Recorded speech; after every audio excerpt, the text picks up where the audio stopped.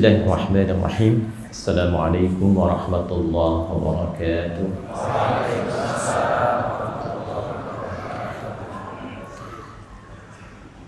Alhamdulillahilladzi ja'ala al-hamda miftahan lidzikri wa dalilan ala alaihi wa 'azamatihi wa sababan lil mazidi min fadli. Asyhadu an la ilaha illallah wahdahu la syarika lah wa nashhadu anna Muhammadan 'abduhu wa rasuluhu alladzi la nabiyya ba'dah. Allahumma shalli wa sallim wa barik ala hadzal nabiyil karim ar-rasulil amin nabiyyina wa sayyidina Muhammadin wa ala alihi wa sahbihi wa dhurriyyatihi wa ummatihi ila yaumiddin wa ba'd. Fa ya ahbaballahi wa ahbaba rasulih sallallahu alaihi wasallam, usi nafsi wa iyyakum bi taqwallahi faqad faza al-muttaqun fala tamutunna illa wa antum muslimun. Faqala ta'ala ya ayyuhalladzina amanu taqullaha haqqa tuqatih wa la tamutunna illa wa antum muslimun. Yang kami hormati, kami muliakan Ketua Umum YPI Al-Azhar Bapak Dr. Fuad Wazir, yang dengan kerendahan hati beserta seluruh staf tadi menemui kami di awal sebelum kita bergabung di masjid ini. Atallahu amrahu bil yumni wal barakah. Semoga Allah senantiasa memberikan berkah dalam perjalanan usia beliau dan seluruhnya. Seluruh keluarga besar YPI Al-Azhar yang tadi telah disebutkan oleh MC, kami mengawali perjumpaan kita ini dengan bermohon pada Allah Subhanahu wa Ta'ala, semoga di milad yang ke-73 ini seluruh keluarga besar Al-Azhar senantiasa diberkahi oleh Allah Subhanahu wa Ta'ala dan diselimuti kemuliaan, kebaikan hingga kembali kepada Allah Subhanahu wa Ta'ala dalam kebahagiaan sejati seperti yang dibacakan di penghujung An-Naba di rakaat pertama tadi. Momentum ini belum jauh dari Idul Fitr. Kurang lebih kita baru 13 hari mengawali Idul Fitri di bulan Syawal tahun 1446 Hijrah. Untuk itu kami mengucapkan taqabbalallahu minna wa minkum salihal a'mal wa kullu 'amin wa nahnu bi khair minal 'aidin wal faizin. Bapak Ibu sekalian, kata Idul Fitri berasal seperti kita ketahui dari dua unsur pokok kata utama. Ada Idun, ada Fitr. Masing-masing memiliki makna, dan bila dua kata ini digabungkan menjadi satu, maka terciptalah makna yang lebih komprehensif, lebih luas, lebih dalam. Bila dikaitkan dengan tiga harapan, baik itu yang tertulis di sini di aspek dakwah, sosial ataupun pendidikan, maka ia bukan hanya menjadi gabungan dari dua unsur kata, tapi juga menjadi kurikulum dan pedoman yang memberikan spirit dalam menjalani sifat-sifat dakwah, sosial ataupun pendidikan, khususnya di lingkungan YPI Al-Azhar ini. Kita merefresh kembali. Saya tidak bermaksud untuk mengajarkan, karena di sini sudah banyak pengajar, para guru, para ulama. Tapi mungkin akan lebih indah kalau sharing subuh ini mengingatkan kembali apa yang pernah kita kaji bersama. Kata Id disebutkan diantaranya oleh, saya ambil contoh Ibnu Mandzur. Ya, Ibnu Mandzur namanya Mukrim. Dia lahir di tahun 630 Hijrah. Ada yang menyebutkan di Tunisia, ada yang menyebutkan di Tripoli. Kemudian wafat, dedikasi pengabdiannya terhadap ilmu saking dalamnya menjadikan fokus beliau itu sampai ujung hayatnya itu buta matanya. Kesibukannya dalam menelaah, mengkaji, membaca, menulis, melahirkan karya, dan mengajar. Dedikasi ini menjadikan seluruh bagian tubuhnya utuh untuk mengabdi sampai di penghujung hayatnya matanya buta. Ya, itu sama dengan Imam At-Tirmidzi itu ya. Imam At-Tirmidzi, Muhammad nama aslinya, tumbuh berkembang di Tirmidzi, dikenal dengan At-Tirmidzi. Itu ujung hayatnya itu juga buta matanya. Ya, saking dedikasinya dipersembahkan utuh dengan ilmu. Nah, Ibnu Manzur ini menulis kitab yang populer di bidang bahasa, namanya Mu'jam Lisanul Arab, menghimpun 5 pokok mu'jam utama. Nanti ada As-Sihah, Tahdzibul Lughah, dan selainnya. 5 mu'jam dihimpun jadi satu, dinamakan dengan Lisanul Arab. Yang menarik, dari 80.000 entry kata di dalam kitab Lisanul Arab 9 jilid ini, kalau kita menelusuri kata id dari ada ya'udu, kita akan temukan beberapa pemaknaan yang dari pemaknaan ini nanti kita temukan penafsiran dari para ulama tafsir, baik yang klasik ataupun kontemporer. Ada sesuatu yang sangat menarik. Bapak Ibu sekalian, seperti kita ketahui, kata id berasal dari akar kata ada ya'udu, yang maknanya tidak jauh dari berpulang, kembali ke asal mula. Jadi kalau ada kita berasal dari satu titik, ya kemarin mudik kan ya, mudik tuh, ada yang dari misalnya Jawa Tengah, ya aktivitas di Jakarta, kembali pulang ke asal mula, ia tumbuh, ia lahir, ia beraktivitas, yang membentuk karakter awalnya itu disebut dengan id. Ada ya'udu, kembali pulang ke asal. Adat, terjemahkan ke dalam bahasa Indonesia, adat, tradisi, budaya. Kenapa disebut adat? Karena ia adalah pendidikan asal dari lingkungan tempat kita tinggal yang membentuk karakter awal. Tempat kita pulang kembali kepada Allah disebut dengan ma'ad, tempat pulang. Ya, Quran surah Al-Qasas di ayat ke-85, ya. Innalladzi farada 'alaikal Qur'an laradduka ila ma'ad. Ya, sungguh Muhammad, aku tegaskan dan tanamkan itu pada hatimu yang paling dalam. Jadi seperti kita ketahui, kalau ada kata inna di depan, ya, harfu nasbin wa taukidin tansibul isma wa tarfa'ul khabar mabniun 'alal fathi la mahalla lahu minal i'rab. Ya, pemaknaan balaghahnya begini. Ya, nasab itu menancapkan sesuatu dengan kuat dan tidak goyah. Nasabar rajulu asahu fil ardi. Seseorang menancapkan tongkat dengan kuat, tidak goyah. Jadi kalau ada informasi di Quran dibuka dengan inna, itu bukan hanya menasabkan, menjadikan kalimat setelahnya berharakat fathah kalau dia tunggal, atau dia menggunakan ya kalau mudzakkar salim atau kasrah kalau muannats salim. Tapi di balaghah, tancapkan informasi ini dalam hati dengan kuat dan jangan pernah goyah. Muhammad, tancapkan ini dalam hatimu dengan kuat dan jangan kau ragu. Sungguh yang telah memfardukan kepada engkau Al-Quran untuk dijelaskan dan menjadi pedoman hidup dalam kehidupan ini, pasti akan mengembalikan engkau kepada tempat pulang yang utama. Ma'ad. Ibnu Qayyim Al-Jauziyah punya kitab namanya Zadul Ma'ad. Jadi kalau kemarin sebelum Ramadan kita mudik, kata Allah, yang mewajibkan Quran pada kita sebagai pedoman hidup pasti akan mengembalikan kita mudik pada tempat asli kita. Jadi dunia ini bukan tempat tinggal, Pak, tapi tempat meninggal. Ya, bukan tempat tinggal tapi tempat meninggal. Tempat tinggal kita bukan di sini. Ya, karena saat Adam dan Hawa alaihi wassalam pertama diciptakan, tempatnya sudah jelas. Ya, di akhiratnya surga, gitu kan?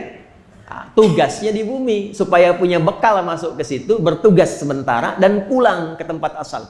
Al-Baqarah 35 itu, wa qulna ya Adam uskun anta wa zaujukal jannah. Ya. Dan kami firmankan pada Adam dan Hawa, tempati ini, tempatmu ini untuk tinggal, al-jannah. Dia menggunakan alif lam untuk menunjuk surga khusus pendidikan awal, bukan surga yang akan kita tempati nanti. Ya, ini surga ini desainnya khusus sebagai pelatihan awal untuk menunjukkan tempat Anda tuh di sini. yang indah, yang enak, yang nyaman, yang baik, ya. Tapi bukan surga yang akan kita tinggali nanti. Karena sifatnya satu, ma la ainun ra'at wa la udhunun sami'at wa la khatara ala qalbi bashar, nanti nggak pernah disentuh, tidak pernah terlihat sebelumnya, tidak pernah terjamah, ya.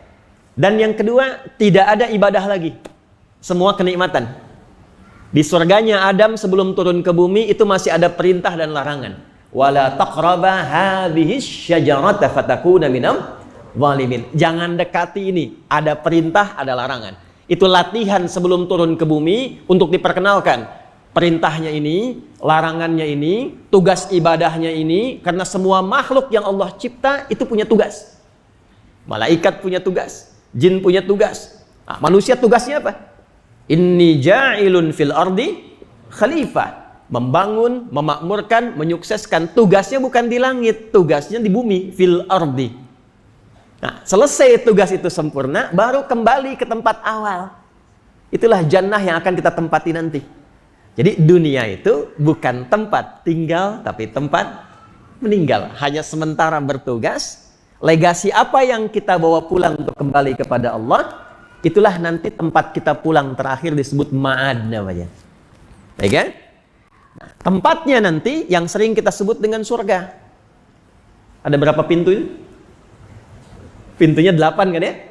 Ya, neraka pintunya 7, surga pintunya 8. Hadis sahih dari Nabi, ya. Pintunya 8. Yang jarang dikaji itu, pintunya itu punya nama, semua namanya itu adalah amal soleh atau aktivitas duniawi kita. Ada pintu sedekah, ada pintu tahajud, ada pintu pengabdian lewat puasa, ada pintu sholat, ada pintu pengabdian lewat dakwah. Maka Nabi katakan, kalian nanti saat pulang mau dipanggil oleh pintu yang mana? Nah, pintu itulah yang kita buka saat di dunia. Mau kita kerjakan apa bekal di dunia ini, supaya saat pulang kembali kepada Allah, pintu itu memanggil kita sesuai dengan legasi amal soleh yang kita kerjakan saat di dunia. Kembali lagi ke makna awal tadi, ya, ma'ad, pada akhirnya kita pasti akan berpulang. Jadi ketika menemukan kalimat id, jangan hanya dibayangkan mudik, kembali kepada fitrah, tapi saat bersama dia mengingatkan kita, maaf, sebaik-baiknya dan selama-lamanya kita beraktivitas di dunia, satu saat pasti kita akan berpulang. Satu dulu. Maaf, ini kita belum mulai ya, ini muqaddimah dulu ya. Makanya saya agak percepat, nanti kalau sudah masuk inti kita pelankan deh. Ya, sampai jam berapa kita? Setengah tujuh. Baik. Janji Allah yang akan mengembalikan kita ke asal mula itu disebut dengan mi'ad. Jadi ada id, ada ma'ad, ada mi'ad. Ali Imran ayat 9, innallaha la yukhliful mi'ad. Nah, sungguh tanamkan dalam hatimu yang paling dalam dan jangan pernah ragu. Allah tidak mungkin mengingkari komitmen perjanjian dari awal mula itu diberlakukan untuk kita semua. Ada perjanjian akidah, ya, Al-A'raf ayat 172, wa idh akhadha rabbuka min bani adama min zuhurihim dzurriyyatahum wa ashhadahum ala anfusihim alastu bi rabbikum qalu bala syahidna. Ketika dibuat perjanjian dalam perut ibunda usia 4 bulan. 4 bulannya ada dalam hadis riwayat Muslim dikutip oleh Imam An-Nawawi, ditempatkan di Al-Arba'in 42 hadis, nomor hadis yang keempat itu. Ya, dari Abdullah bin Mas'ud. An Abi Abdurrahman Abdullah bin Mas'ud radhiyallahu taala anhu qala an-nabiy sallallahu alaihi wasallam wa huwa as-sadiqul masduq inna ahadakum yujma'u fi batni ummihi 40 yawman nutfah thumma yakunu mithla dhalika 'alaqa thumma yakunu mithla dhalika mudghah. Ya, kemudian setelah berangsur 40 hari yang ketiga, 40 tambah 40 tambah 40 120 hari, artinya 4 bulan secara umumnya. Thumma yursalu ilaihil malak, maka diutus malaikat dalam usia 4 bulan ini, fayanfukhu fihi ruh, diperintahkan oleh Allah tiupkan roh. Maka usia 4 bulan roh masuk ke dalam janin. Maka di situ dianjurkan memperbanyak doa. Itu ada di Quran surah ke-7 ayat 189. Ya. Falamma taghasyaha hamalat hamlan khafifa famarrat bi, ya, kemudian ke ujungnya falamma athqalat da'awallaha rabbahuma la in ataitana salihah lanakunanna minasyakirin. Usia 4 bulan sampai ke akhir menjelang persalinan banyak berdoa supaya diberikan kesalihan dari bayi yang lahir. Nah, 4 bulan inilah terjadi perjanjian. Alastu bi rabbikum, apakah engkau komitmen menjadikan aku sebagai Tuhan yang akan merawatmu, memberikan perhatian, memberikan kebutuhan, menyembuhkan kala sakit, memaafkan kala salah, menerima kala bertobat? Maka kita tidak ada pilihan. Kita tidak katakan na'am, tapi kita katakan bala. Bala itu setuju tanpa alasan apapun. Bala syahidna. Nah, kalimat syahadat inilah nanti yang saat pulang dipegang oleh Allah. Innallaha la yukhliful mi'ad. Engkau berjanji, berkomitmen saat pulang nanti aku tagih perjanjian itu. Tempat pulangnya ma'ad, sifat perjanjiannya disebut dengan mi'ad.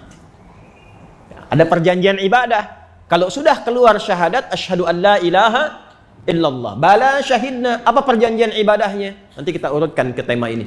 Maka pindah ke Quran surah ke-20 Thaha ayat ke-14. Innani anallahu la ilaha illa ana fa'budni wa aqimis salata lidzikri. Innani anallah, sungguh aku tegaskan dan tanamkan itu pada jiwamu yang paling dalam. Jangan pernah ragu. Akulah Allah. La ilaha illa ana. Nah, ini fitrah ketuhanan, Pak, Bu, ya. Jadi fitrah ketuhanan itu menjadikan Allah pede mendeklarasikan sebagai Tuhan. Dan ini nggak ditemukan dalam kitab manapun. Jadi hanya Tuhan yang pede sebagai Tuhan mengatakan dia Tuhan. Pak Fuad sebagai ketua umum kan bisa mengatakan saya ketua umum, ya. Tapi yang lain kan nggak bisa, karena ada fitrah keketua umuman gitu, kan? Yang lain nggak bisa. Nah, yang bukan Tuhan nggak bisa mengatakan saya Tuhan. Makanya Bapak Ibu mau dicek di kitab manapun yang disucikan, tidak ada statement di situ mengatakan saya Tuhan, sembah saya. Karena tidak mungkin manusia yang punya fitrah ketuhanan bisa mendeklarasikan sebagai Tuhan. Cuma di Al-Quran, Bapak Ibu akan temukan kalimat ini. Saya Allah, la ilaha illa ana, satu-satunya Tuhan yang layak dipertuhankan dan disembah. Fa'budni, jika engkau sudah mendeklarasikan, aku sebagai Tuhan, maka buktikan kebertuhananmu dengan menyembahku. Komitmen kedua, komitmen ibadah. Ada komitmen yang pertama, komitmen akidah. Komitmen kedua, komitmen ibadah. Wa aqimis salata lidzikri, dan buktikan ibadahmu itu, tunjukkan yang pertama lewat salat. Jadi salat itu bukan sekedar ibadah, tapi yang mengkonfirmasi kebertuhanan kita kepada Allah. Dan itulah saat ma'ad pulang akan ditagih komitmen itu. Ini yang Nabi sampaikan, inna awwala ma yuhasabu bihil abdu yaumal qiyamati as-shalah. Amal pertama yang akan dihisab oleh Allah itu salatnya. Ya, bukan sekedar amalan pertama hisab, tapi itu komitmen ibadah kita, mi'ad kita, yang pertama dikonfirmasi oleh Allah yang menyatakan kebertuhanan kita kepadanya. Ini hanya menjelaskan tentang ma'ad, kemudian mi'ad. Bila digabungkan seluruh komitmen ini, komitmen akidah, komitmen ibadah, nanti ada komitmen akhlak, ada komitmen muamalah, keempatnya digabungkan dan ditampilkan dalam satu kata, maka bertemulah dengan kata utama disebut dengan Id namanya. Disebut dengan apa? Id. Jadi ada ma'ad, ada mi'ad, ada Id. Jadi kalau kesadaran tentang waktu pulang, perjanjian Allah bahwa kita akan pulang, ya, kenyamanan kita merasakan perlindungan Allah di dalamnya, disatukan seluruh makna ini, maka muncullah kata Id. Jadi kalau kita turunkan, saya mohon izin berdiri. Dalam kata Id ini bukan sekedar pulang, ya, tapi satu, ada unsur kebahagiaan di dalamnya. Mohon maaf saya detilkan sebentar sebelum kita masuk ke intinya. Bapak Ibu masih ingat tidak? Tadi waktu saya katakan kutipan Quran surah ke-7 Al-A'raf ayat 172 dalam perjanjian syahadat, Allah menyebutkan namanya dengan nama apa? Alastu birabbikum. Kenapa menggunakan kata Rabb? Kenapa Allah tidak mengatakan alastu birahmanikum? Di ayat lain kan, Qulidullah awid'ur Rahman, ya. Quran surah 17 itu ayat 110. Kenapa di sini Allah tidak mengatakan alastu bi Allahikum, alastu bi Rahmanikum, alastu bi Rahimikum? Kenapa yang dipilih Rabb? Karena di dalamnya ada sifat rububiyah yang memberikan jaminan kenyamanan dan kebahagiaan untuk hambanya. Dari rububiyah ini nanti muncul kata Rabb. Turunan pendeknya disebut murabbi. Sifatnya disebut dengan tarbiyah. Bertemu kita di sini di aspek yang terakhir. Ya. Rabb adalah nama yang melekat pada Allah untuk memberikan kesan satu, sifat perhatian yang luas dan mendalam, sifat kasih sayang tanpa batas yang memberikan seluruh kebutuhan, dan sifat sangat perasa yang memberikan pendampingan dari kesalahan untuk kembali menjadi baik. Itu Rabb namanya. Jadi kalau dalam bahasa bebasnya gini, Pak, mau nggak engkau komitmen menjadikan aku Tuhan yang akan merawatmu dalam kehidupanmu, memberikan kebutuhan saat engkau memerlukan, menyembuhkan kalau engkau sakit, memaafkan kalau engkau salah, mengampuni kalau engkau berdosa, memberi kalau engkau membutuhkan. Jika ada seorang mengatakan pada Bapak sepulang dari masjid ini, Bu, mau nggak ikut saya? Semua kebutuhan saya berikan, kalau salah saya maafkan, kalau butuh saya kemudian cukupkan, kalau sakit saya dampingi sampai sembuh lagi. Kira-kira jawaban Bapak Ibu iya atau berpikir? Iya kan? Iya kan? Senang atau tidak? Senang kan?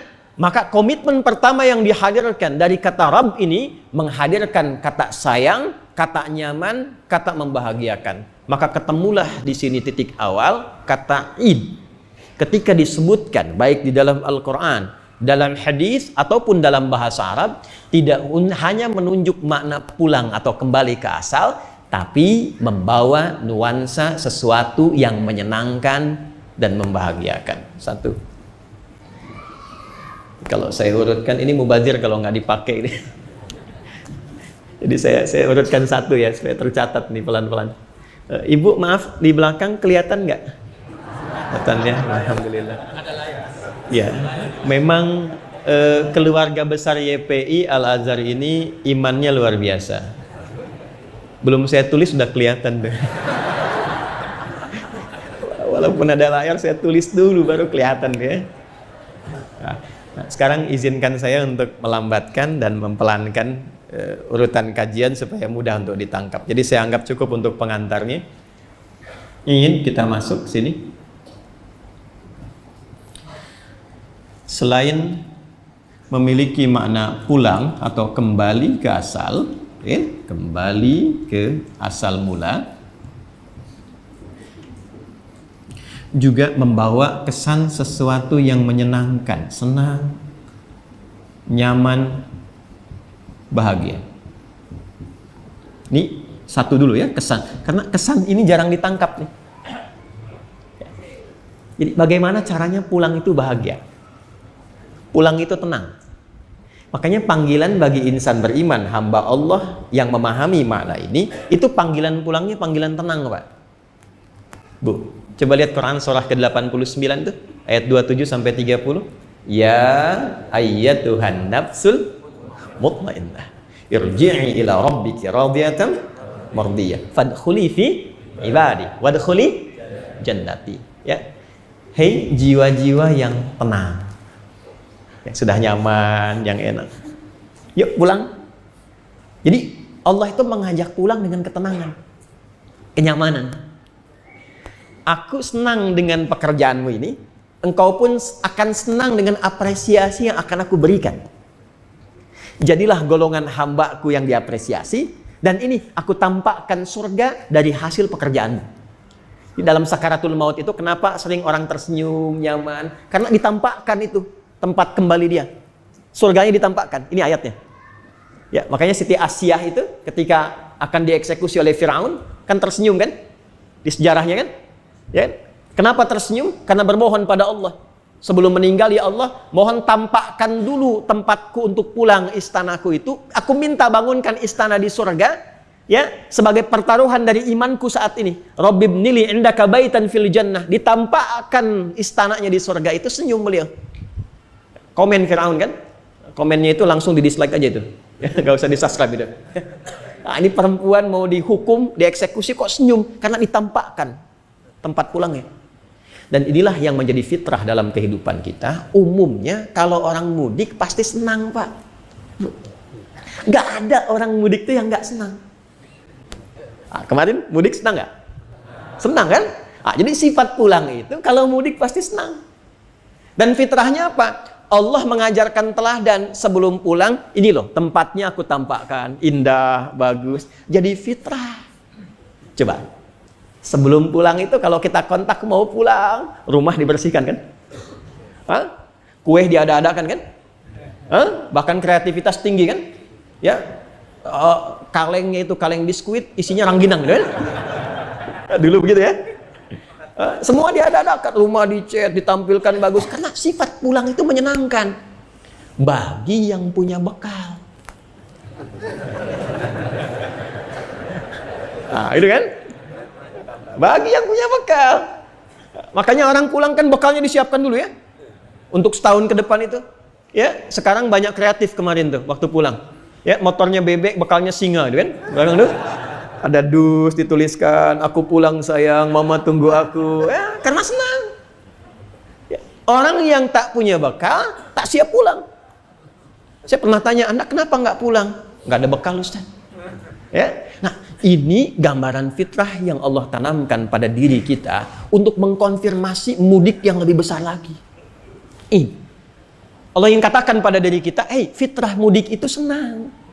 Fitrah mudik itu membahagiakan kalau engkau punya bekal.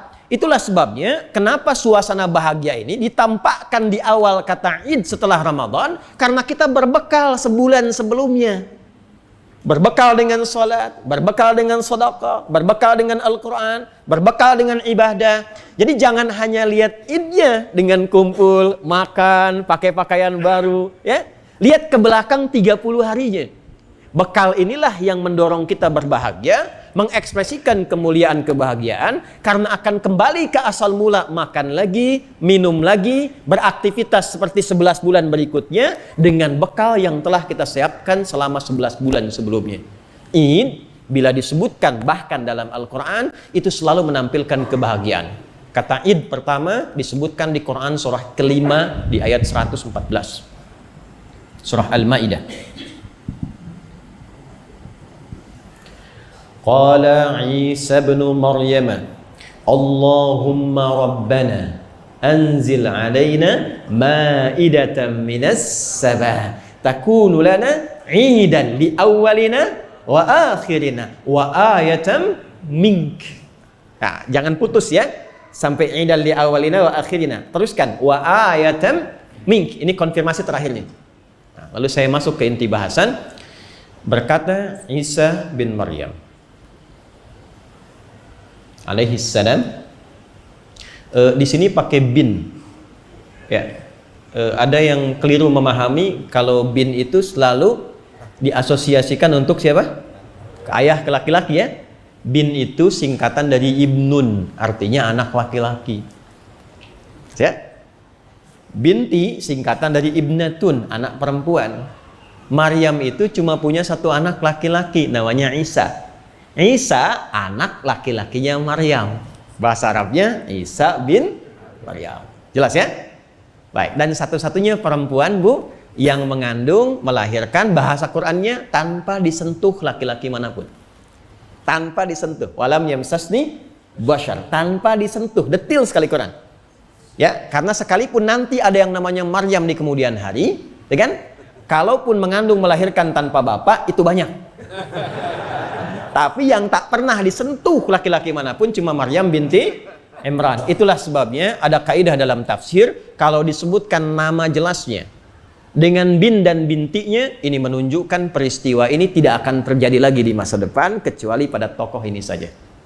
Isa, anak laki-lakinya Maryam, mengatakan, menjawab permintaan umatnya pada masa itu, ya Allah, Allahumma, bentuk halus dari kata ya Allah. Allahumma, bentuk halus dari ya Allah. Ini adab dalam Al-Quran. Kalau kita ingin berdoa, lembutkan hati kita, haluskan dan tawadhu'kan. Itu kaidahnya di Quran surah ke-7 ayat 205. Wadhkur rabbaka fi nafsika tadarruan wa khifatan ya minal jahri. Ya, tundukkan hatimu, lembutkan dan mohon dengan penuh ketawaduan. Jadi kalimat ya Allah itu masih netral. Masih netral, masih umum. Anda keluar, lihat langit gelap, Anda katakan ya Allah. Kepleset, ya Allah. Macet, ya Allah. Ini menunjukkan ada fitrah ketuhanan. Tapi kalau kita gabungkan kata ya Allah jadi bentuk halus, maka bacaannya Allahumma. Ya. Allahumma Rabbana, ya Allah yang mengatakan kepada kami dalam perjanjian, Engkau pasti memberi saat dibutuhkan. Engkau yang merawat, Engkau yang memberikan perhatian. Mohon dengan semua sifat rububiyah-Mu yang merawat kami, mendidik kami, mengarahkan kami. Perhatikan kalimatnya. Mohon turunkanlah secara spesial hidangan dari langit khusus. Idan. Kalimatnya pakai ini. Idan. Diterjemahkan di mushaf itu raya kan? Ya. Raya itu kan hari raya membawa kebahagiaan kan? Itu maknanya. Jadi makna pertama, ya Allah turunkan makanan dari langit. Yang pertama, sifatnya idan, yang memberikan kebahagiaan, kenyamanan, kesenangan bagi kami. Ini maknanya. Karena itu begitu melihat makanan itu senang. Ya, nyaman, senang. Tapi dalam saat yang bersamaan, Id juga punya arti kembali ke awal. Jadi kesenangan itu bukan hanya menghadirkan kita merasa bahagia, kemudian kebahagiaan itu menstimulus nafsu untuk menghadirkan permintaan apa saja, bukan itu poinnya. Bagi insan beriman, kesenangan, kebahagiaan itu mengembalikan ia kepada fitrah asalnya untuk mengenal Allah. Dan supaya kami senang, bahagia, menjadikan ini hari raya, yang dengan itu kami kembali kenal kepadamu ya Allah. Kembali ingat kepadamu. Karena itulah Imam Ibnu Jarir At-Tabari ketika menafsirkan kata ini, beliau mengatakan, lihat kalimatnya, na'budullaha. Awas, na'budullaha. Dengan adanya hidangan yang turun ini, kami kembali pulang, ingat untuk kenal Allah lagi. Menyembah Allah lagi. Wa nusalli lahu. Kami tingkatkan salatnya lagi kepada Allah. Karena apa? Karena apa yang kami mintakan Allah turunkan, membahagiakan hati kami, dan kebahagiaan itu mengembalikan kami untuk kenal Allah lagi. Oke. Sekarang 13 hari dari Id. 73 tahun dari miladnya Al-Azhar. Dengan 200 sekolah. 65.000 siswa. Masjidnya Masjid Agung. Saya terakhir ke sini sebelum Covid, lewat jalur yang sama. Naik dari tangga bawah itu ada 30 anak tangga. Tadi saya masih hitung sama jumlahnya itu. Tangga kecil ini kemudian naik lagi. Masih sama jalurnya itu.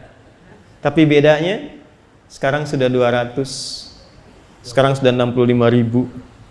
Sudah luar biasa banyak. Senang ya? Bahagia ya? Dari semua keluarga besar Al-Azhar, YPI Al-Azhar yang senang, yang bahagia ini, berapa yang kebahagiaannya mengembalikan ia untuk ingat kepada Allah? Dari 73 tahun capaian yang telah diraih sampai detik ini, berapa bagian dari 73 tahun ini yang mengingatkan kita kembali kepada Allah? Itu dulu pertanyaan dasarnya. Kita bisa bahagia dengan makanan, dengan minuman, dengan pakaian, dengan capaian. Tapi pertanyaan pertama adalah, berapa di antara capaian itu yang mengingatkan kembali kita kepada Allah? Dan dengan ingatan itulah semua karya yang telah kita bangun selama 73 tahun punya nilai di hadapan Allah. Itulah sebabnya kenapa kalimat Qur'annya tidak berhenti li awwalina wa akhirina. Capaian ini menjadi pengingat untuk generasi awal senior dan generasi mendatang yang meneruskan legasinya.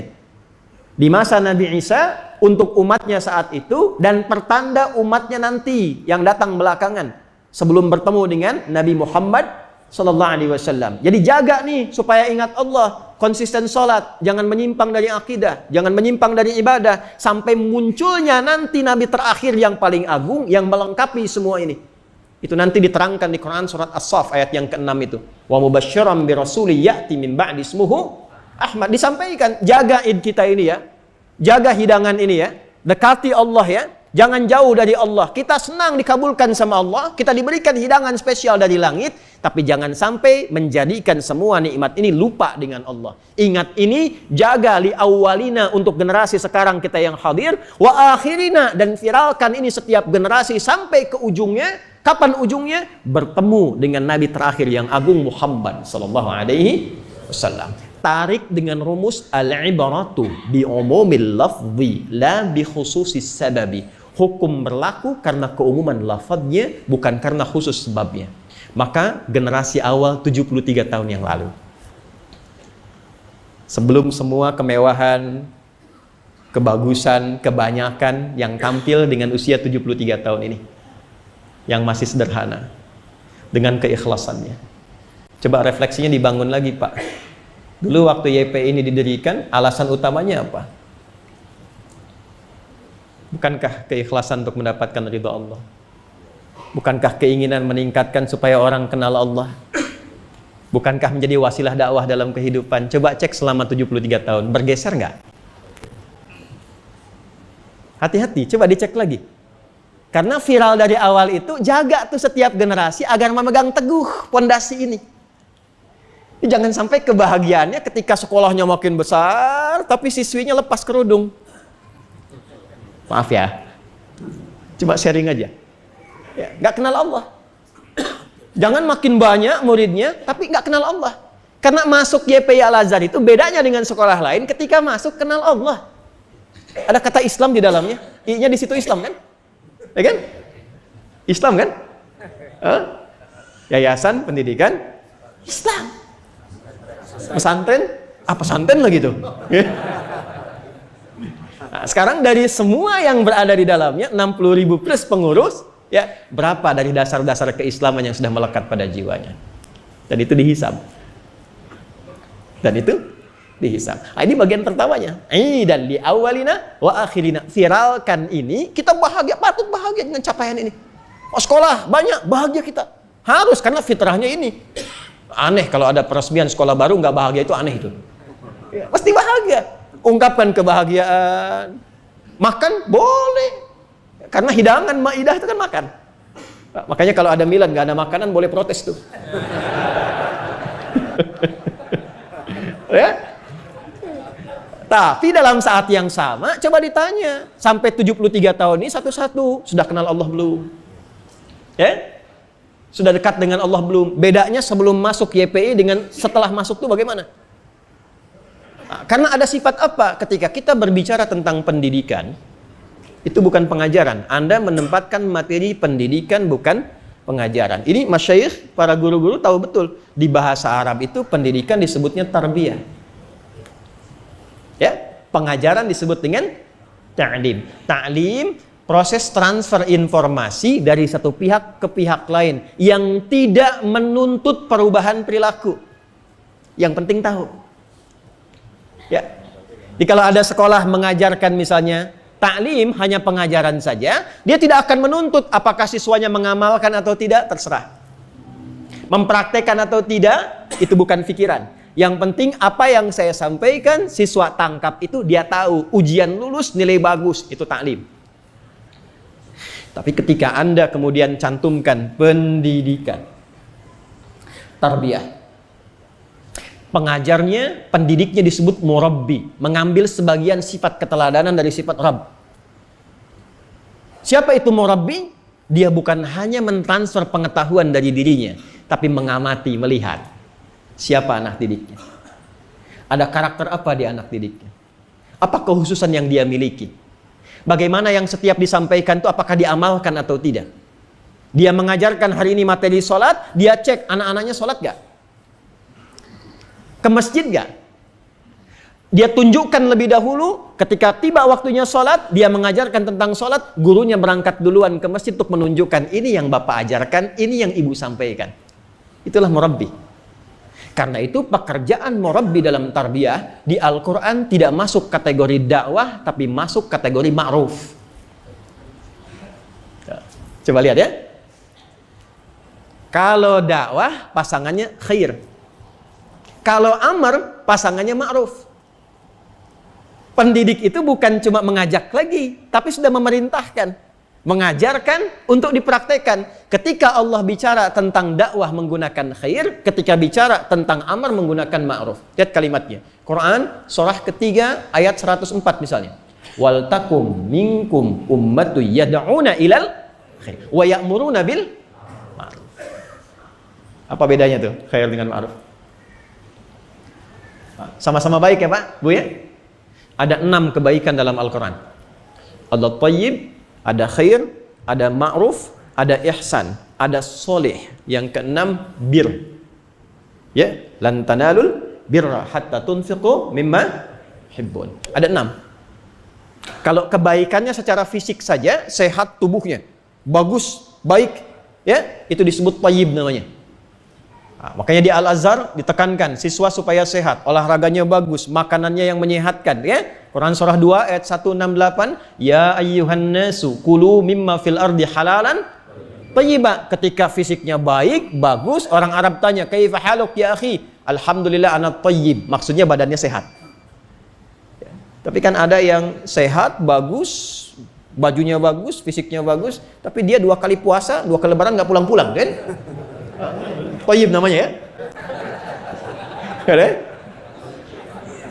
Berarti dia bagus fisiknya tapi belum bagus sifatnya. Ketika sifat-sifat kebaikan dikumpulkan pada dirinya, itu khair namanya. Jujur itu khair. Sabar itu khair. Tawadhu itu khair. Kaifa halik ya? Alhamdulillah nabi khair. Khair itu bukan cuma baik fisiknya. Artinya apa? Keadaan dirinya pun pikirannya lagi baik. Kalau sifat dipraktekkan jadi sikap, itu ma'ruf namanya. Sabar itu khair. Tapi ketika ada murid yang butuh perhatian lebih, lalu kita bersabar merawatnya, dipraktekkan itu ma'ruf namanya. Jujur itu khair. Tapi kalau ada orang tua misalnya nyogok supaya anaknya diterima di YP Al-Azhar, lalu Anda jelaskan, ini sesuai ketentuan aja Bu, nggak bisa standarnya, itu ma'ruf.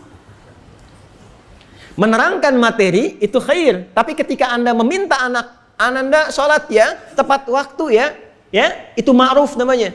Ma'ruf itu hanya bisa efektif dilakukan bila kita praktekkan sebelum kita memerintahkan. Kalau tidak, anak protes Pak.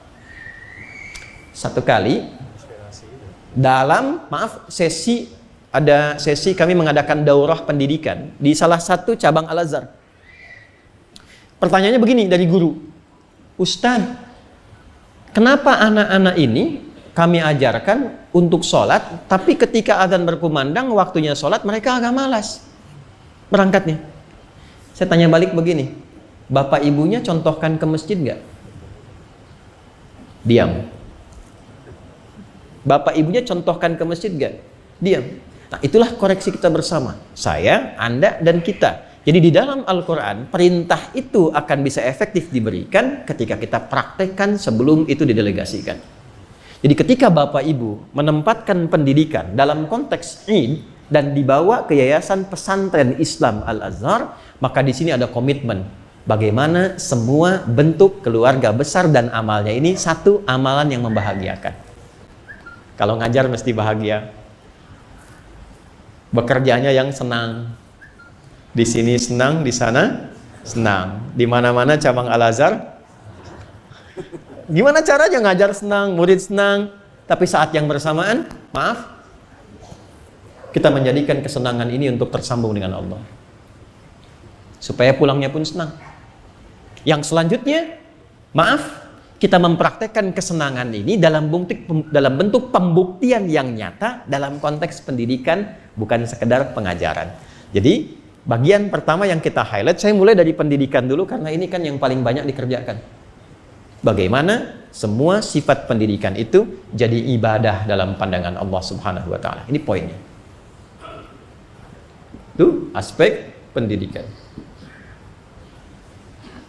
Nanti boleh begini Pak ya, karena ini waktunya terbatas dan saya hanya punya 30 menit kurang lebih. Nanti lain waktu kita bisa diskusi tentang kurikulum Al-Quran dan Sunnah tentang pendidikan. Pertanyaan dasarnya begini, pernah nggak Bapak Ibu mengeluarkan kurikulum turunan pendidikan dalam Al-Quran? Dan itu detail sekali, dari batas usia. Ya, saya ambil contoh begini, kenapa Nabi Ismail itu dari kecil, Nabi Yusuf dari kecil, yang kecil-kecil panggilannya selalu bunai. Ya bunayya, ya bunayya, ya bunayya. Dan jawaban anak kepada ayah selalu menggunakan kata abati. Nggak pernah pakai abi, nggak pernah pakai buya. Itu ada tahapannya Pak. Itu ada risetnya. Dan dimulai pendidikan itu bahkan luar biasanya sejak dalam kandungan. Di kandungan sudah ada, lahir dari 0 sampai 2 tahun ada, 2 tahun sampai menjelang balik ada, stepnya ada.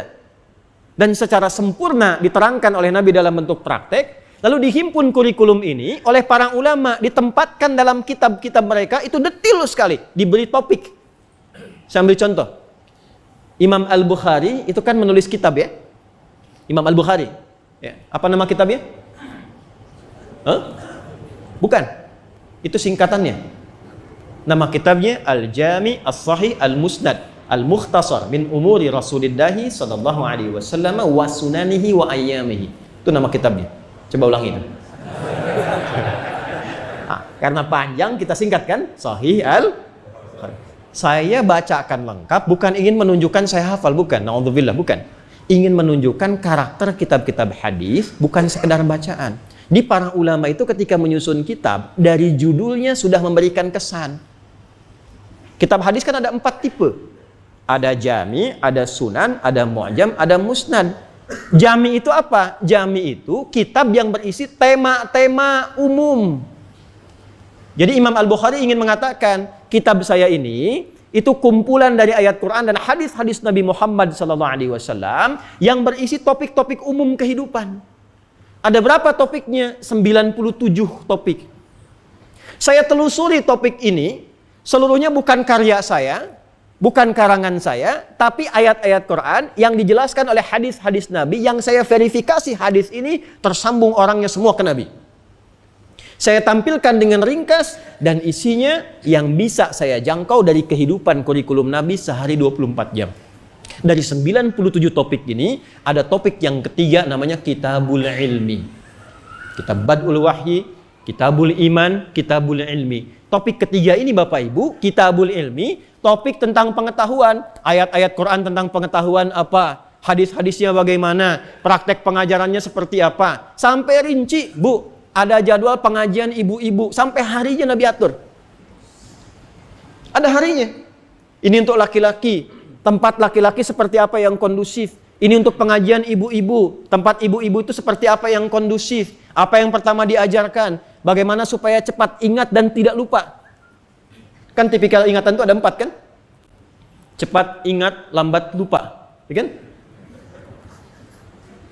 Kemudian yang kedua, cepat ingat, cepat lupa. Yang ketiga, lambat ingat, lambat lupa. Yang musibah, lambat ingat, cepat lupa. Saya terangkan 1 jam, ingat, baru ingat 1 jam, keluar lupa. Yang kelima, ini Islam membentuk pada yang kelima, ini yang hebat. Cepat ingat, sulit lupa. Bukan lambat, mau lupa susah. Bukan mau ingat, ya Allah. Mau lupa susah. Biasanya utang gitu kan? Ini ilmu. Ya, ini mau ingat mudah, mau lupa susah, nggak bisa lupa Pak. Diajarkan tuh terus gitu. Dan faktor pertama yang dirumuskan oleh para ulama mengeluarkan dari topik tadi, ulama bikin kitab. Contoh, Imam Nawawi misalnya, mengeluarkan dari hadis-hadis Kitabul Ilmi, bikin kitab namanya At-Tibyan fi Adab Hamalatil Quran. Itu sebelum Al-Arba'in 42 hadis, sebelum Riyadus Shalihin 1896 hadis, ya Al-Minhaj Syarah Sahih Muslim 9 jilid. At-Tibyan, apa isi At-Tibyan itu? Isinya adalah pendidikan dasar yang menyiapkan guru dan murid sebelum proses pendidikan itu dimulai. Bagaimana guru disiapkan? Karena yang paling menarik Bapak Ibu sekalian, ternyata yang menentukan murid itu berhasil jadi baik, kenal Allah, pintar, ingatannya kuat, itu faktor pertama bukan muridnya, itu gurunya. Maka muncullah kemudian turunan-turunan dari pembahasan ulama yang diambil kemudian dari ayat-ayat Al-Quran. Nah, ini butuh ruang lagi untuk kemudian diturunkan. Tapi satu kitab dari Imam Nawawi ini, ya, koleganya Syekh Ahmad Dahlan, Muhammad Darwish, yaitu Hadratus Syekh Muhammad Hashim bin Asy'ari, pendiri Nahdlatul Ulama, 31 Januari 1926, 14 tahun setelah berdiri Muhammadiyah. Ya, 18 Dzulhijjah, ya, Masehinya 1912, 14 tahun berdiri Nahdlatul Ulama. Beliau mengarang 17 kitab. Dari 17 kitab ini, kitab keduanya namanya Adabul Alim wal Muta'allim. Adabul Alim wal Muta'allim. Itu dimunculkan yang pertama alim dulu baru muta'allim, karena tidak mungkin muta'allim bisa belajar dengan benar kalau alimnya tidak benar. Nah, karena itu kita mengingat kembali apa yang kita pelajari dari dahulu sempat sebelum kita bertugas. Di masa-masa kita belajar, tidak mungkin ada murid yang sukses kecuali ada guru, pendamping, dan orang-orang di sekitarannya yang memiliki frekuensi dan misi yang sama untuk menyukseskan misi ini. Jadi ketika kita bicara ide kembali, bukan hanya mengembalikan kita mengenang sudah 73 tahun, kita senang, kita bahagia, ukur dengan standar ini. Berapa kesenangan ini yang sudah mendekatkan kita dengan Allah? Berapa dari kesenangan ini yang sudah menjadikan kita menikmati ini sebagai standar mutu yang terbaik? Mutunya apa? Ini. Oke. Oh, ini kita belum ke fitrah ya, baru id ini. Nanti kita pelan-pelan. Satu. Ya. Nanti kalau satu saat ada diskusi khusus untuk staf-staf pengajar misalnya, tergabung dengan kelas lain, itu kurikulumnya ada. Nanti kita bisa bedah satu-satu itu. Dan hasil dari pendidikan Nabi, semua orang hebat, Pak. Bapak Ibu boleh cek. Lintas generasi. Ya, contoh begini. Banyak orang keluhan untuk menghafal Quran. Ada yang mengatakan faktor U nih. Ya, padahal usaha gitu, bukan usia. Ya. Lupa, Abu Bakar itu saat menghafal Quran usianya berapa tahun? Ya. Umar berapa tahun? Ada yang lebih dahsyat lagi. Abdullah bin Abi Ummi Maktum berapa tahun? Ya. Dan mereka menghafal Quran ternyata di usia-usia senior dan senjanya. Sampai Quran selesai. Kalau Nabi nggak jadi standar, kalau Nabi kan diberikan oleh Allah. Baik ya? Dan ternyata ada rahasia juga. Ternyata lintas pendidikan yang diajarkan oleh Nabi itu ketika disampaikan itu lintas generasi, yang senior juga banyak, Pak. Dan ketika kami bawa manhaj itu diterapkan di program namanya At-Taisir Learning Center. Pak, kemarin ada rekor seorang kakek 82 tahun hafal Quran 30 juz. Ada ibu 73 tahun hafal Quran 30 juz. Ada anak-anak yang muda-muda itu, ya. Itu ada yang, karena ada yang hitungan hari 30 hari hafal Quran, ada yang 14 hari, 20 hari, 25 hari, ada yang 28 hari, dari nol, Pak. Nanti suatu waktu mungkin kita bisa ajak lihat-lihat tuh anak-anak. Kita bawa manhaj itu diterapkan di sekolah. Anak kecil, Pak, dari 3 tahun. Kami di TK itu lulus, anak itu selesai 5 juz. SD 30 juz. Baru masuk pesantren. Diajarkan ilmunya. Ketika dibawa manhaj yang Nabi terapkan, diambil dari kitab-kitab itu, kita praktekkan jadi kurikulum sesuai dengan eranya, itu terjadi perubahan luar biasa. Begitu Qur'annya dihafalkan oleh anak dan diulang-ulang, diberikan ilmu apapun, itu dalam durasi yang singkat mereka kuasai, Pak. Baris berbaris, cuma diajarkan setengah jam, langsung dikuasai. Nggak pernah ikut pertandingan sepak bola, pengen ikutan. Dibawa beberapa orang, cuma dikasih tunjuk, nah gampang, satu orang nih boleh pakai tangan, pegang di sini, jangan kemasukan. Kalian, ayo sehebat mungkin masukin kita sebanyak-banyaknya. Juara 1, Pak, di final menang 6-2. Kasih sepatu roda, tinggal ditunjukin di YouTube, mainnya begini, pakai, main, Pak. Ternyata risetnya ditemukan oleh orang berkebangsaan Maroko, dia riset di London, ditemukan. Inilah rahasianya kenapa dari kecil mengatakan Nabi sejak dari kecil didik anakmu dengan sholat dan Quran. Orang yang hafal Quran 30 juz atau sedang menghafal walaupun belum sampai 30 juz, dia menghafal dengan benar, meningkatkan akselerasi kecerdasannya 3 kali lipat dari standar anak biasa. Diriset oleh periset ini ditemukan faktornya. Quran itu minimal 52.000 kosakata. Jadi ketika diulang, itu menstimulus otaknya untuk menangkap apapun dengan cepat, sehingga bisa menyimpulkan dan mengkonstruksikan semua materi yang ada pada dirinya, dan dieksekusi dengan cepat, lebih daripada kecepatan orang biasa. Jadi, kita mau katakan, kita itu punya manhajnya. Kita punya dasarnya. Dan Id itu momentum kita mengembalikan pada dasar-dasar keislaman, untuk dibawa, diterapkan di dunia modern yang di saat ini kita tinggal. Karena jaminannya kurikulum. Itulah Id. Ya. Bidang dakwah sudah otomatis. Sosial sudah otomatis. Ya, maka apa yang kemudian kita katakan dengan takbir? Kan dalam takbir, dalam Id pertama kita takbir kan? Allahu Akbar, Allahu Akbar, Allahu Akbar. Coba lihat di dalam Al-Quran. Takbir itu beririsan dan beriringan dengan apa? Al-Baqarah ayat 185. Lihat ujungnya. Walitukabbirullaha ala ma hadakum wa la'allakum tashkurun. Syukurnya belakangan tapi hidayahnya di awal. Ala ma hadakum. Selama Ramadan diberi hidayah untuk mengembalikan kita pada fitrah yang mula. Salatnya meningkat lagi. Jangankan yang fardu, yang sunnah dikejar-kejar gitu kan, Bu? Ibu kalau kapling sajadah di Masjid Agung Al-Azhar untuk tarawih apa isya? Tarawih kan? Padahal tarawih itu kan sunnah kan? Sunnahnya hidup lagi. Sosialnya memberi. Di luar Ramadan orang minta depan mata belum tentu dikasih. Saat Ramadan yang tak ada dicatat. Berapa fakirnya? Berapa miskinnya? Balik lagi. Sosialnya muncul. Berbaginya luar biasa. Taatnya naik, maksiatnya ditekan. Yang kurang baiknya ditekan. Kembali ke awal mula. Ya, yang marah tahan marah, yang korupsi libur. Yang berdebat ditahan. Saya dapat cerita kawan tuh dari Sumedang, ada suaminya pemarah, Bu, Pak. Marah itu. Lihat sedikit marah.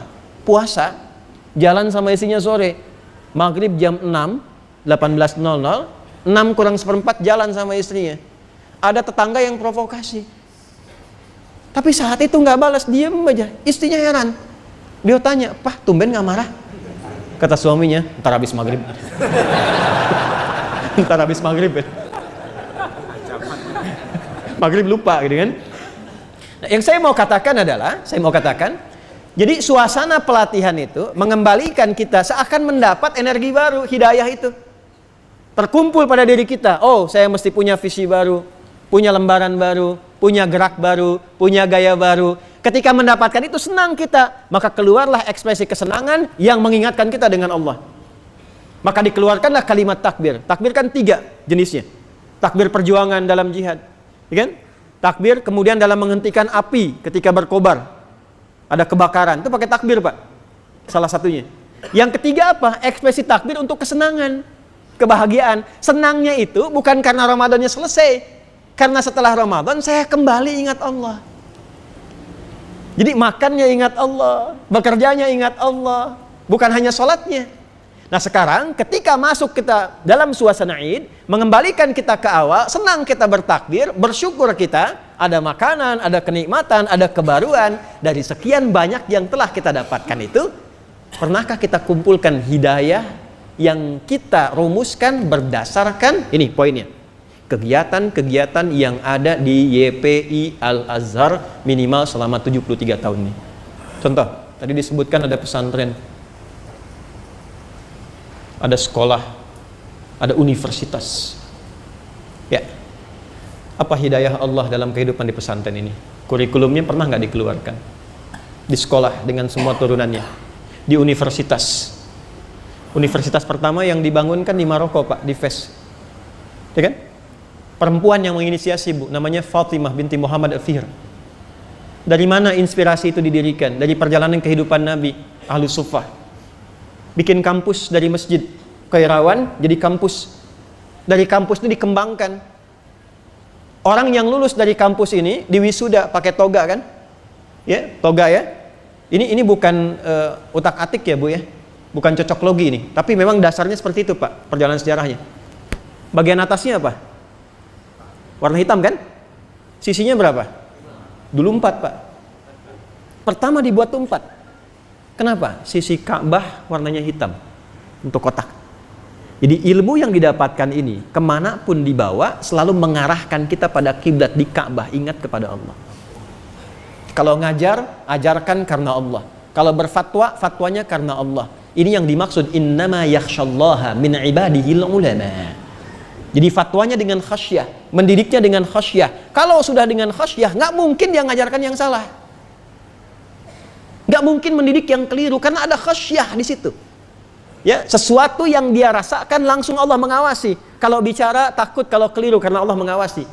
Khawatir kalau nggak benar mendidik karena jadi pertanggungjawaban di hadapan Allah. Itulah khasyah. Maka dipakaikan di kepalanya, bentuknya segi empat asalnya, untuk menunjukkan bahwa semua apa yang ia bawa menghadapnya ittijahul qiblat. Berdiri Al-Azhar setelah itu 450-an yang di Mesir, oleh ulama kita dibawa dalam konteks kearifan lokal ke Indonesia, dipakaikan kopiah warna hitam juga kan asalnya ya. Kopiah itu kan dari bahasa Arab Pak, khufyah. Bahasa Arabnya itu kubus kotak 4. Bapak ke Arab ini kan tahu kan kubus tuh, taj. Tapi kita ulama kita gunakannya bukan kubus, khufyah, kopiah. Bajunya koko, libasut taqwa dzalika khair. Bawahnya sarung, syara'an, syariat sarungan. Kakinya baqiyak, al-baqa wal yakin. Ah, itu betul itu, pesantren dulu begitu. Iya. Oh. Baru kecas lagi ya. Ini bukan cocok logi, ini nyata ini. Ya, ini nyata. Atasnya khufyah, semakin berilmu semakin khufyah, nunduk. Tawadu. Jadi orang tawadu nggak mungkin banyak selisih. Nggak mungkin mengklaim yang paling hebat. Senang menambah pengetahuan, senang diskusi, menunduk. Bajunya takwa, walibasu takwa dzalika khair. Disebutkan 240 kali dalam Al-Quran dan turunannya. Ada dimensi dengan Allah, dimensi dengan makhluk, dimensi keluarga, dimensi pendidikan, dikeluarkan sifat takwa itu. Syar'an, dia pakai syariat sarungan, berjalan dengan syariat, dijaga syariat dalam kehidupan. Baqiyak, dia melangkah dengan baqa dan yakin karena Allah Subhanahu wa taala. Itulah hidup yang kita kemudian jalankan sampai Id, sampai pulang menghadap pada Allah Subhanahu wa taala. Karena itu ujungnya wa ayatan minka. Ayat disebutkan 64 kali dalam Al-Qur'an. Tidak pernah disebutkan kata ayat kecuali dalam bahasa Arab menunjuk satu makna saja. Id bersanding dengan ayat. Ibu kalau baca mushaf, ayat itu diterjemahkannya dengan tanda ya Bu ya. Tanda kan ada 3 bahasa Arab nih. Satu alamat bahasa Arab, tanda yang mendekatkan pada tujuan. Di mana alamatnya Masjid Al-Azhar? Oh, ini ada di ini jalan ini. Tahu alamatnya semakin cepat sampai ke tujuan. Tidak tahu alamat berputar. 2, ada namanya wasamun, wisam, wasmun, dibuang wawunya ganti alif jadi ismun. Tanda yang membedakan satu benda dengan benda yang lainnya. Kenapa nama kita disebut dengan ismun? Untuk membedakan satu entitas dengan yang lainnya. Adi yang ini, Pak Hasan yang lain. Ketika dipanggil Adi, yang nengok saya. Dipanggil Pak Hasan, yang nengok sebelah sana. Lihat, itu ismun namanya. Ketika nama diberikan, mengangkat derajatnya dan memberikan tanda perbedaan dengan yang lainnya. Tapi ayat tidak disebutkan dalam bahasa Arab kecuali menunjuk pada tanda yang mendekatkan seorang hamba kepada Allah. Karena itulah kenapa seluruh isi Quran disebut ayat.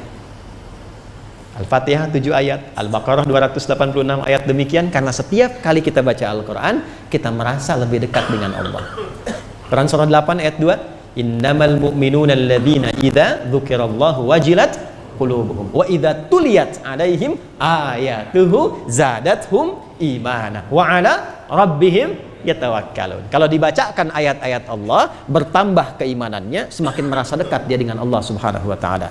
Id disandingkan dengan ayat di dalam Al-Qur'an, diviralkan di setiap generasi untuk memberikan kesan bahwa setiap kita berulang kepada asal mula. Sekarang 73 tahun. Kita mengenang kembali berulang 73 tahun ke belakang. Maka pengingat ini harus disandingkan dengan satu, hadirkan kebahagiaan. La'allakum tashkurun. Hadirkan kesenangan. Silahkan boleh makan. Tapi inti daripada itu semua bukan makanannya, bukan kesenangannya, tapi kita menikmati itu dan senang karena kita kembali ingat kepada Allah Subhanahu wa wa ta'ala. Jadi secara singkatnya, selama 73 tahun ini, sudahkah amal-amal dalam dakwah, dalam sosial, dalam pendidikan membuat kita semakin dekat dengan Allah? Lalu dievaluasi di setiap tahun secara berjenjang. Kalau ada yang belum dekat ini, oh sama dengan tahun kemarin, oh berkurang, berarti ada mutu yang harus ditingkatkan. Bagaimana mutunya kita bisa tingkatkan? Keluarkanlah kurikulum dari Al-Quran, dari hadis terkait dengan aspek-aspek pekerjaan yang ada di YPI Al-Azhar ini. Buatkan kurikulumnya seperti Imam Al-Bukhari membuat 97 topik dalam kehidupan. Jelas saya kira sampai sini? Paham ya? Nah, sekarang pertanyaannya, idnya mau dibawa kemana? Maka pagi ini kita batasi dengan fitrah ini, Idul Fitri. Saya punya 10 menit untuk menguraikan ini terakhir ya. Yang tanggung jawab moderator tadi. 2. Al-Fitru. Bapak Ibu sekalian, kata fitrun, fatara itu punya 2 makna asal. Ya, jadi bisa fatara yafturu, bisa fatara yaftaru. Ada 2 di situ. 1 bisa bermakna ibtada'a wa ikhtara'a, memulai sesuatu, pionir dari sesuatu, mencipta sesuatu dari asal. Allah di dalam Al-Quran disebut dengan Fatir, pemilik fatara. Fatir disebutkan 6 kali dalam Al-Quran. Alhamdulillahi fatiris samawati wal ardh. Ya, bahkan jadi surah dalam Al-Quran, surah ke-35, surah Fatir. Kenapa disebut Fatir? Karena Allah lah yang mencipta segala hal dari awal. Manusia yang meneladani sifat fatir itu dibawa ke dalam kata fatara, dibentuk kemudian jadi masdar fitrun, memberikan kesan bahwa mengambil keteladanan untuk menjadi pionir dalam segala hal yang baik-baik. Ya. Di mana ditemukan? Misal, kita ambil penjelasannya dari Ibnu Abbas radhiyallahu taala anhuma. Dikutip ini oleh Ibnu Manzur dalam kitabnya Lisanul Arab. Ya, kata Ibnu Abbas radhiyallahu taala anhuma, "Ma kuntu adri fatiris samawati wal ard hatta atani a'rabiyani yatakhasamani fi bi'rin faqala ahaduhuma ana alladhi fatartu." Saya awalnya nggak ngerti maksud tujuan pokok dari kata fatiris samawati wal ard. Belum paham ini kemana arahnya. Apakah makna pertama atau kedua? Sampai tiba-tiba datang 2 orang Arab Badui. Jadi ada Arab, ada Arab, itu berbeda. Arabun, Arab kota, berpendidikan, lembut, bagus. Nih kalau nanti bimbing haji Pak ya, ini ada materi ini penting juga. Ya, ada Arab, ini lembut, baik, berpendidikan, bagus. Ada Arab, ini orang padang pasir, karakternya keras, asyaddu kufran wa nifaqa. Ya, debatnya panjang. Ya, tampilannya ya semaunya. Kadang-kadang ngeyel, tapi kadang-kadang penting juga gitu. Ya, banyak kisah nanti dalam hadis, terutama di hadis Muslim. Kisah-kisah orang Arab Baduy yang kelihatan ngeyel, tapi di balik itu ada hikmahnya. Ya, dan jadi standar dari kita tuh. Ya, misal gini. Ada orang nanya ke Nabi, Nabi cerita gini tentang kiamat tuh. Ya, di hadis Muslim tuh. Itu semua orang tegang. Nabi kisahkan nanti bumi hancur, langit terbelah dan sebagainya. Semua nangis. Orang Arab Baduy datang. Ya Rasulullah, engkau dari tadi jelasin tentang kiamat, kejadian begini, hancur ini, tapi nggak ada tanggalnya. Kapan itu? Jadi orang yang tadinya sedih itu pikir benar juga ya, walaupun kesal gitu. Ya, tapi Nabi kan diberikan wahyu oleh Allah. Balik nanya, sebelum bicara tanggal, apa yang kau siapkan untuk itu? Tanggal itu mudah, kesiapan kamu apa? Ya. Orang ini santai saja jawabnya. Ya Rasulullah, bekal saya sederhana. Saya cinta Anda katanya.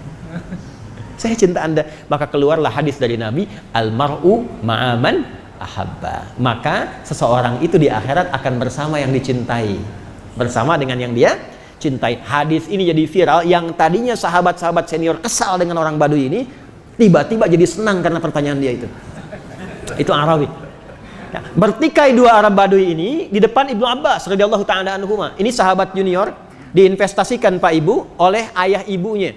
Ya, namanya Abbas, ya punya istri nanti, punya anak, yang pertama Fudail, kedua perempuan, ketiga Abdullah ini. Yang kecil itu disiapkan untuk jadi ulama. Nah, ini penting bagi kita semua sebagai orang tua. supaya di keluarga itu ada yang kita siapkan jadi kebanggaan di akhirat ketika pulang. Maaf saya lompat dikit Pak ya, mumpung ingat ini. Sebab kalau sudah lupa suka nggak ingat tuh. Di Quran surah 13, ini rahasia ya. Ini di antara kita saja. Di Quran surah 13, ayat 23 sampai 24. Itu ada ayat yang mengatakan ada anak yang disiapkan oleh orang tuanya khusus untuk meningkatkan amal soleh supaya membawa bapak ibu dan keluarganya digandeng ke surga. Jannatu adni yadkhulunaha.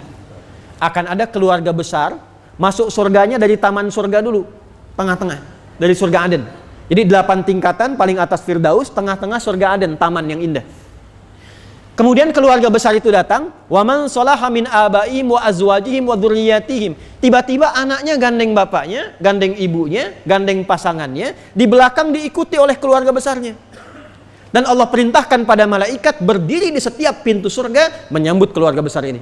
Wal malaikatu yadkhuluna 'alaihim min kulli bab, salamun 'alaikum bima sabartum wa ni'ma uqbaddar. Disambut oleh para malaikat, datang anak ini dia gandeng bapaknya, gandeng ibunya, gandeng pasangannya, keluarga besarnya ikut. Lalu malaikat mengatakan, selamat, Anda sukses bersabar saat di dunia, menyiapkan amalan untuk hari ini, dan silahkan nikmati surga yang belum pernah dijamah. Dari ayat-ayat ini muncullah keluarga-keluarga hebat yang menyiapkan anaknya khusus untuk menggandeng mereka jadi kebanggaan di akhirat kelak. Anak bapak ibu juara olimpiade dari sekolah Al-Azhar, senangnya luar biasa kan? Yang pertama disebutkan bapaknya, itu ayahnya siapa sih? Ibunya siapa sih? Di hari kiamat nanti Allah viralkan orang tuanya, dipanggil bapak fulan, ibu fulan, silahkan dipanggil anaknya, digandeng kedua orang tuanya, dibawa ke surga, diselamati oleh semua malaikat. Maka Abbas menginvestasikan Abdullah kecil dari sejak dini untuk belajar pendidikan dasar. Dibawa ke majlis Nabi, mulai merangkak, didoakan oleh Nabi jadi viral, sampai Nabi meninggal usianya 13 kurang lebih 14 tahun, sudah hafal 2000 hadis. Di antara pemaknaan hadis ini jadi mufassir Quran. Kata beliau, saya belum paham makna fatiris samawati sehingga saya menemukan 2 orang Arab Badui bertikai. Salah satunya mengatakan tentang sumur, siapa yang duluan memulainya? Lalu yang satu mengatakan, ana fataratuhu. Hei, bukankah saya yang pertama kali membuat sumur ini? Ay ibtada'tuhu. Jadi kata fatir dibawa ke asal mula fatara, diterapkan dalam bentuk fitrun untuk memberikan kesan awal mula pionir dari sesuatu kreasi awal yang dibuat. Ketika kita mengatakan Idul Fitri, kembali ke awal, ke asal, dekat dengan Allah, dan Fitri memberikan penekanan, jadilah orang pertama, jadilah pionir yang mempraktekkan itu. Jadi kalau di Indonesia, bahkan di dunia, ada orang yang setelah Ramadan ingin kembali dekat dengan Allah, maka YPI Al-Azhar adalah orang pertama yang melakukan itu. Jika ada sekolah di Indonesia ini yang mendidik anaknya ingin dekat dengan Allah, maka YPI Al-Azhar yang pertama melakukan itu.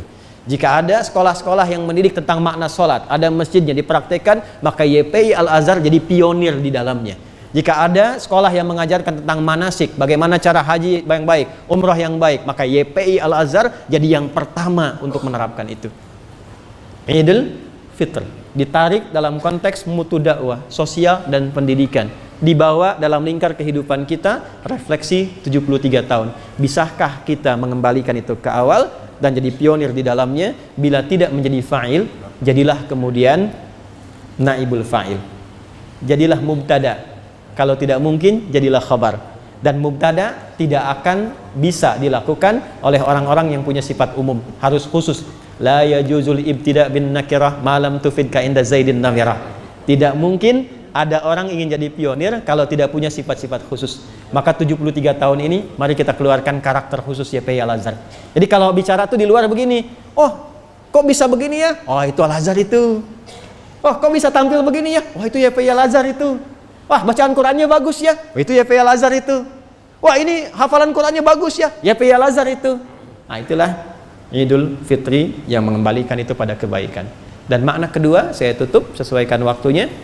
Fatara juga bisa berarti insyaqqa, sesuatu yang terbelah, terbuka. Kenapa Idul Fitri kita dimulai dengan hari pertama Syawal disebut Idul Fitri? Karena kita kembali membuka mulut untuk makan lagi di awal waktu. Kebuka lagi. makanan dikunyah, makanan dibelah. Langit terbuka, langit terbelah. Terbuka di hari kiamat, terbelah, kebuka, kelihat atasnya. Disebut dengan infatara. Idas samaun fatarat. Dibuka. Maka bukalah sekat-sekat yang menghambat kita untuk maju. Belah semua bentuk pesimisme, tantangan-tantangan yang membuat kita untuk bisa jadi unggul. Buka itu, belah itu, keluarkan semua potensi kebaikan, munculkan sampai kita mendapatkan rasa yang indah untuk kita awali ini. Dan dibukalah itu dengan subuh, karena subuh membelah kegelapan malam, membawa cahaya terang untuk kehidupan. Hadis tentang subuh saya tutup pas ini 30 menit. Riwayat Abu Daud nomor hadis 1367, diriwayatkan oleh sahabat Ibnu Abbas radhiyallahu taala anhu, maqala, beliau mengatakan, perhatikan kalimatnya, kana an-nabiyyu sallallahu alaihi wasallam idza istayqadha min naumihi fajalasa wa masaha bi yadihi min athari naumi faqara'a khawatim Ali Imran. Baru di situ baca doa bangun tidur, baru setelah itu fadhahaba ila syinin mu'allaqa, baru kemudian berwudu, fatawaddo, dan salat. Adalah kebiasaan Nabi sallallahu alaihi wasallam kalau bangun dari tidurnya lebih dari tengah malam sedikit atau kurang sedikit atau pas tengah malam. Rumusnya isya ke subuh bagi 2. Baik ya, berapa jam bagi 2. Misal jam 3, setengah 3, jam 3 lebih dikit. Ketemu, bangun, duduk dulu.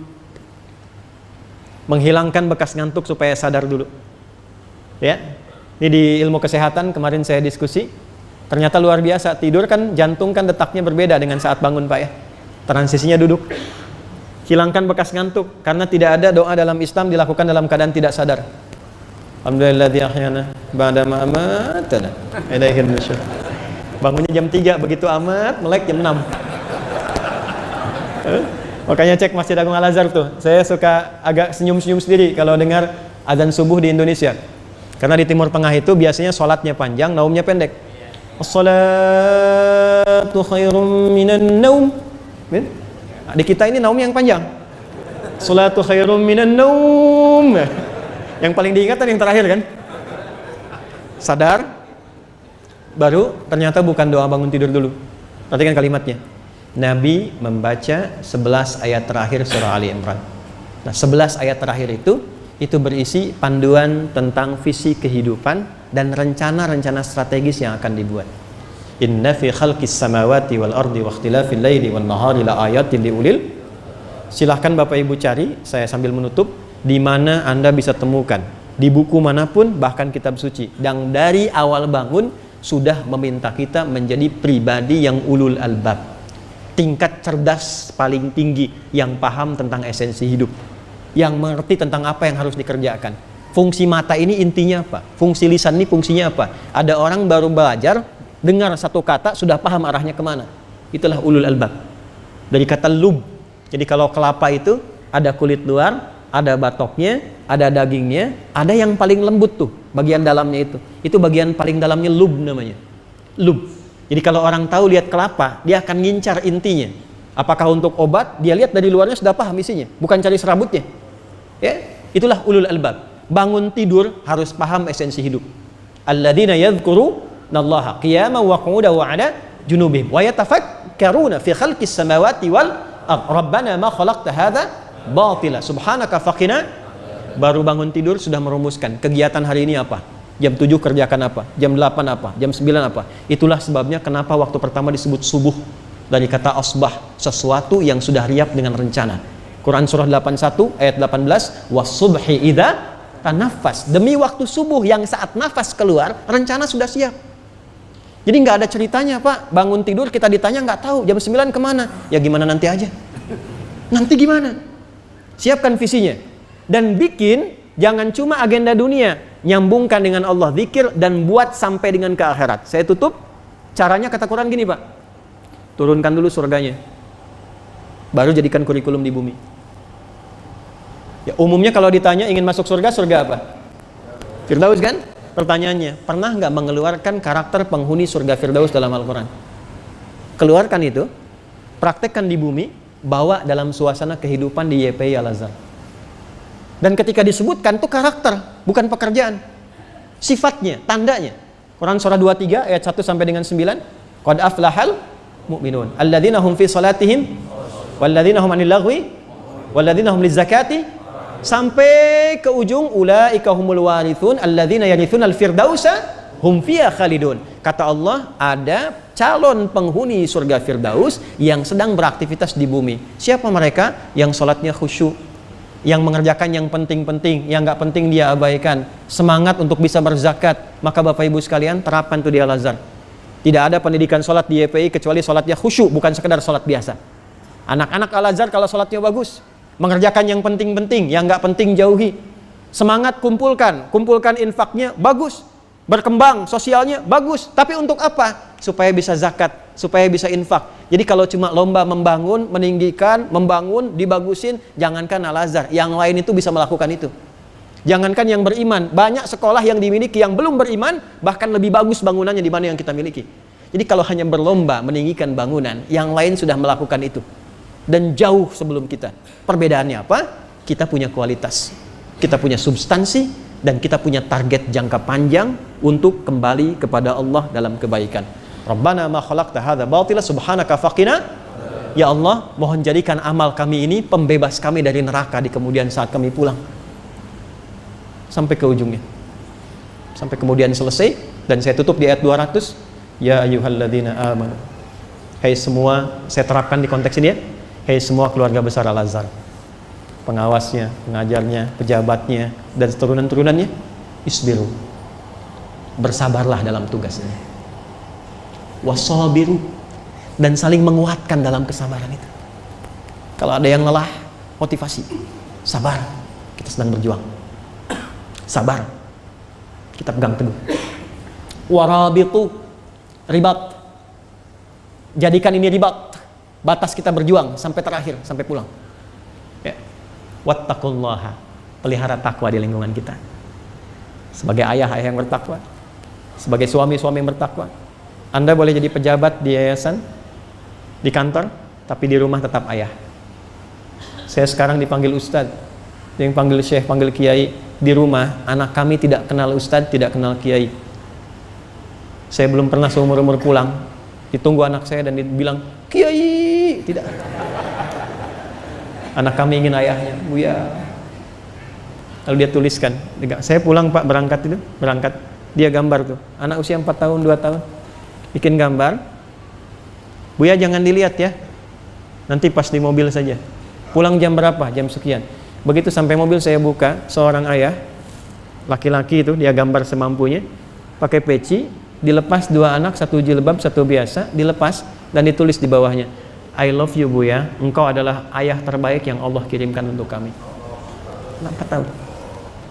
Dan ditunggu jam 11 betul ketika pulang, dia tunggu di depan pintu. Hanya untuk dapat ayahnya. Anda boleh jadi guru di sekolah, tapi Anda ayah di rumah. Anda suami di rumah, istri di rumah. Itulah takwa yang kita kembangkan dan jadikan semua dengan keluarga besar. Semua keluarga. Keluarga itu disebut ailah dari kata aul, yang saling mendukung, mensupport, mendorong, membahagiakan. Bersaing boleh, tapi persaingan itu jangan sampai menjadikan satu sekolah dengan yang lainnya jadi bertikai. Kita keluarga. Kita bawa rombongan ini dan kita kembali kepada Allah dengan sifat takwa. Di surat Az-Zumar itulah sifat takwa dikumpulkan sebagai pengikut, sebagai penutup. Perhatikan kalimatnya. Perhatikan kalimatnya. Allah menegaskan di dalam Al-Quran, ada satu golongan yang masuk ke dalam surga dengan kalimat yang indah. Wasiqal ladzina taqaw rabbahum ilal jannati zumara. Saya berharap mudah-mudahan semua keluarga besar YPI Al-Azhar ini menjadi zumara, rombongan yang kuat, yang kokoh, yang utuh. Bukan hanya 200 sekolahnya, 65.000 anak didiknya, tapi siapapun yang terhubung di sini adalah keluarga besar rombongan takwa yang diterima amalnya di dunia dan kembali kepada Allah dalam kebahagiaan. Demikian yang bisa saya sampaikan, semoga bermanfaat dan berkenan. Mohon maaf bila ada hal yang kurang tepat, silahkan nanti dikoreksi. Tapi saya ingin pastikan sebelum saya tutup, jelas uraian saya? Bisa dipahami ya Pak ya? Baik, kita masih beriman ya? Nah, kalau masih berarti saya sebutkan penutup surah Al-Maidah ayat 100. Ya ayyuhalladzina amanu la tas'alu an asya'a in tubdalakum tasukum. Ini khusus yang beriman saja. Hei orang-orang yang masih beriman, kalau sudah jelas materi disampaikan, sudah paham, jangan banyak ditanyakan. Kalau kalian beriman. Karena bertanya pada yang jelas menjadikan iman luntur dan nanti yang jelas makin tidak jelas. Paham uraiannya? Jelas? Ada pertanyaan? Baik, terima kasih. Subhanakallahumma rabbana bihamdika asyhadu an la ilaha illa anta astaghfiruka wa atubu ilaik. Assalamualaikum warahmatullahi wabarakatuh.